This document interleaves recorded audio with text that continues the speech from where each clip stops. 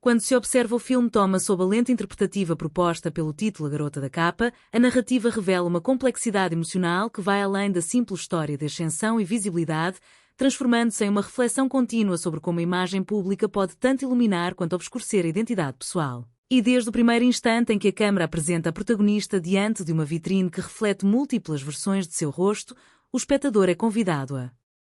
mergulhar em um universo onde cada superfície funciona como um espelho simbólico que devolve perguntas em vez de respostas, criando um jogo de percepções no qual a figura central parece simultaneamente presente e distante, e essa ambiguidade visual estabelece um tom que se estende por toda a obra, sugerindo que o verdadeiro conflito não reside apenas nos eventos externos, mas no modo como a personagem se percebe dentro de um sistema que transforma pessoas em imagens e imagens em produtos, e ao analisar a construção dessa atmosfera, torna-se evidente que o diretor opta por uma linguagem cinematográfica que privilegia a observação silenciosa, utilizando planos prolongados e enquadramentos que enfatizam a relação entre corpo e espaço, o que permite ao público sentir o peso da expectativa que recai sobre a protagonista sem a necessidade de diálogos explicativos. E em uma das primeiras sequências significativas, quando ela é convidada a posar para uma nova sessão de fotos que pretende reinventar sua imagem, percebe-se como a iluminação artificial cria um halo que a separa do ambiente, quase como se ela fosse um objeto exposto em uma galeria, e essa escolha estética reforça a ideia de que a visibilidade pode se tornar uma forma de isolamento, uma vitrine que permite ser vista, mas não necessariamente compreendida, e ao longo do filme. Cada interação com outros personagens acrescenta nuances a essa percepção, desde o produtor que fala sobre números e alcança até a amiga de a infância que tenta resgatar memórias de um tempo anterior à fama, e essa tensão entre passado e presente é tratada com uma sensibilidade que evita qualquer simplificação moral, preferindo mostrar como a busca por reconhecimento pode coexistir com o desejo da autenticidade, e ao revisitar mentalmente a sequência em que a protagonista caminha por um set vazio após o término de uma gravação, percebe-se como o silêncio se torna um elemento narrativo fundamental, pois a ausência de ruído revela o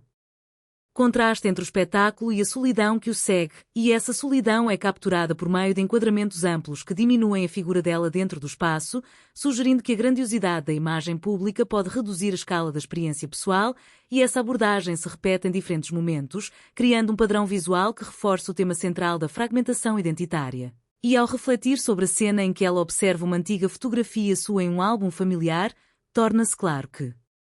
o filme utiliza objetos como portais simbólicos para explorar a memória e a transformação, pois a imagem impressa funciona como um lembrete de uma versão de si mesma que talvez já não exista, e essa ideia se aprofunda quando se percebe que a própria capa de revista que dá título ao filme é tratada como um artefato ambíguo, simultaneamente um símbolo de conquista e uma moldura que limita a percepção externa, e essa dualidade se manifesta em uma sequência particularmente marcante em que a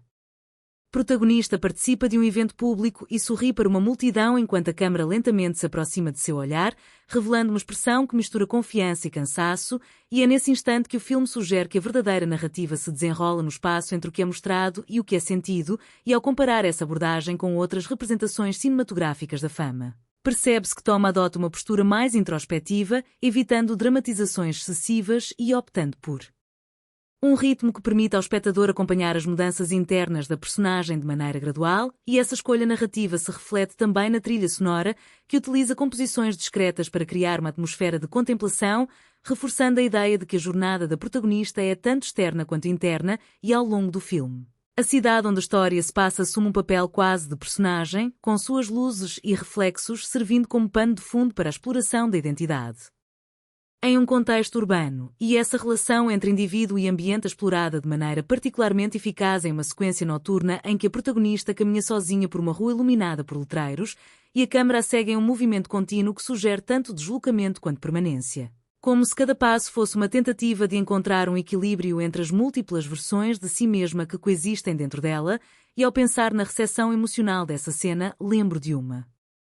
experiência pessoal em que observei a transformação de alguém próximo ao entrar em um ambiente de grande exposição pública, e como a percepção externa muitas vezes ignora as complexidades internas que acompanham esse processo, e essa lembrança ressoa com a proposta do filme de explorar a distância entre a imagem projetada e a experiência vivida, e ao analisar a sequência final, em que a protagonista encara a própria imagem em um espelho e ajusta levemente sua expressão antes de sair de cena.